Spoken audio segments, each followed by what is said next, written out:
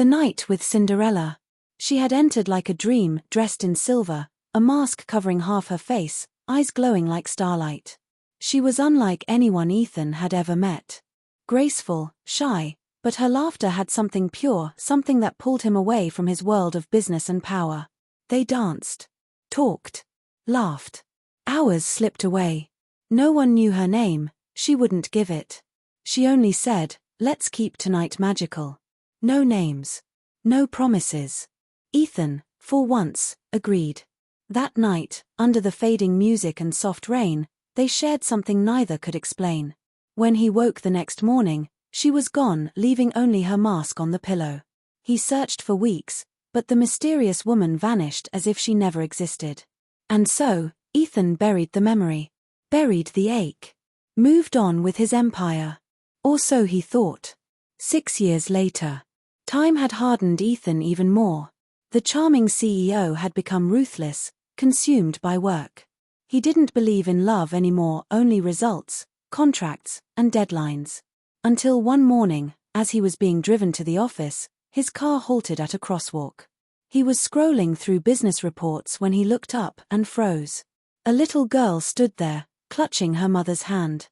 She couldn't have been more than 5 or 6.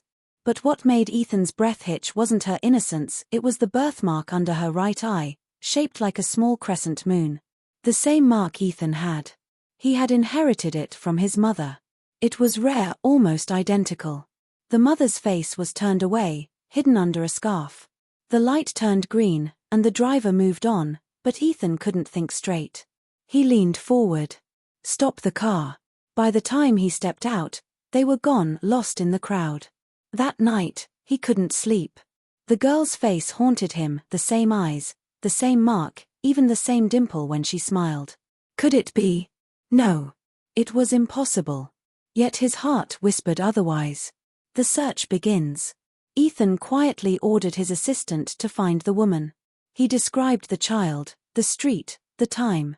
He didn't reveal his reasons, only said he was looking for someone. Days turned into weeks until finally, his assistant brought him a name. Her name is Ella Monroe. Single mother. Works at a small flower shop on Willow Street.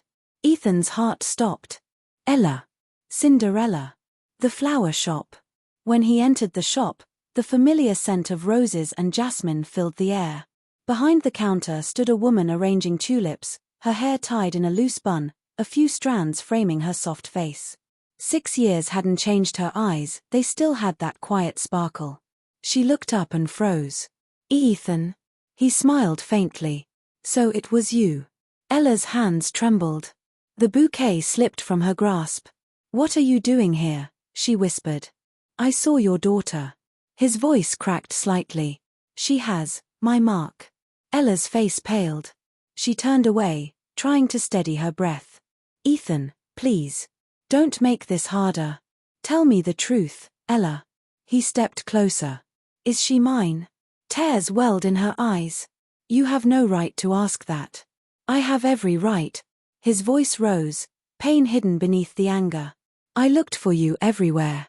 You disappeared without a word. I had no choice, she cried. I was pregnant, Ethan. You were about to announce your engagement to someone else. What was I supposed to do, come ruin your perfect life? The past revealed. Ethan blinked, stunned. Engagement. Ella, that was arranged by my board. I broke it off the same week you disappeared. Her lips trembled. I didn't know. I thought you used me. He took a deep breath, pain flickering in his eyes. If I used you, would I still remember the way you smiled that night? Or the song you hummed when it rained? Silence. The rain began to fall again outside, just like that night 6 years ago. Finally, Ella whispered, her name is Lily. And yes, she's your daughter. Ethan closed his eyes. The world seemed to still. Meeting Lily. The next afternoon, he returned. Lily was sitting on the shop floor, drawing with crayons. When she looked up at him, she smiled, a small, innocent smile that melted every wall he'd ever built. Hi, she said shyly. Are you Mommy's friend?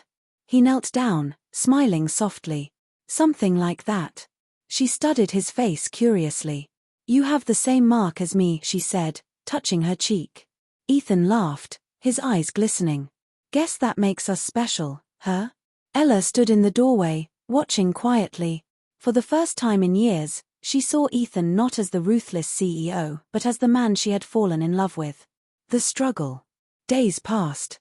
Ethan began visiting more often, under the excuse of buying flowers.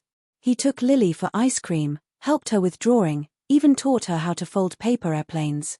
Ella tried to resist, but every moment chipped away at the walls she'd built. One evening, Ethan stayed back as Lily slept in the corner. You've done an incredible job, Ella, he said softly. She's bright, kind, everything I could have hoped for. Tears filled her eyes. I didn't want her to grow up thinking her father didn't care. He looked down, regret heavy in his voice. I would have been there, if I'd known. I know, she whispered.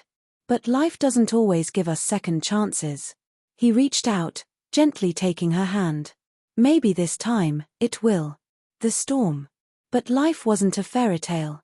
News soon broke out, paparazzi photos of Ethan with Ella and Lily spread like wildfire. Kingston's secret family screamed the headlines. Reporters surrounded the flower shop, shoving microphones into Ella's face. Are you his mistress? Did you trap him? Ella was humiliated. The shop lost customers.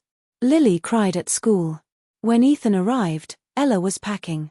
I told you this would happen, she shouted through tears. Your world and mine don't mix. Then let me fix it. Ethan pleaded. I'll protect you both. I'll make it right. By dragging us into your chaos, she snapped. You belong up there, Ethan, among people who wear masks. I can't live like that. He stood silent, helpless. Then, she said the words that shattered him. Maybe it's better if you forget us. The separation. Weeks passed. Ella moved across town, cutting off contact. Ethan tried to reach her, but she ignored every call. He buried himself in work again, but nothing filled the void. The mansion felt emptier than ever. Every night, he would stare at Lily's drawing she'd given him before leaving, 3 stick figures holding hands, with a heart above them. Underneath, she had written in uneven letters, Mommy, Daddy, and me. The accident. One rainy evening, just like 6 years ago, Ethan received a call. Sir, there's been an accident. Ms. Monroe's car was hit. She's in the hospital. His world stopped. He rushed there, his heart pounding. When he arrived, Lily was sitting alone in the waiting area, her face streaked with tears. Daddy, she cried, running into his arms. He froze, then held her tightly. I'm here, sweetheart. I'm here. Inside, Ella lay pale and fragile, her head bandaged. Ethan sat beside her, gripping her hand. Why are you here? She whispered weakly. Because you're my family, he said, voice trembling. And I won't lose you again. A tear slipped from her eye. Ethan. I was scared. Scared you'd regret us. He leaned closer. The only thing I regret is not finding you sooner. A second chance. Ella recovered slowly. Ethan was there every step of the way, reading to Lily, bringing flowers to Ella's bedside, holding her hand when the pain hit hardest. When she was finally discharged, he took them both to his lake house, away from reporters, away from chaos. One evening, as the sun dipped below the horizon, Lily ran around the garden chasing fireflies. Ethan turned to Ella. Stay, he said softly. Not for me, for us. For her. She looked at him, eyes glistening.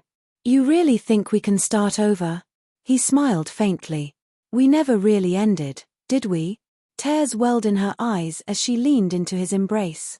For the first time in years, she felt peace. 6 years later, again.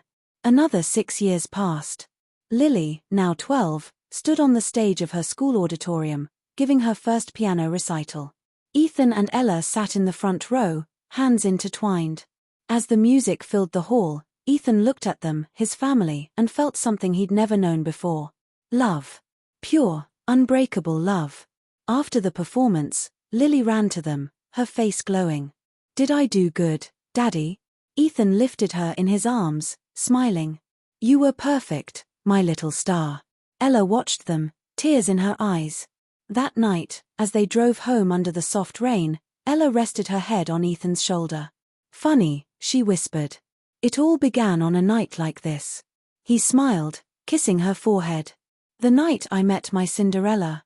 She laughed softly. "And the night that changed our lives forever." Ethan looked in the rear-view mirror, watching Lily asleep in the backseat, peaceful, safe, loved.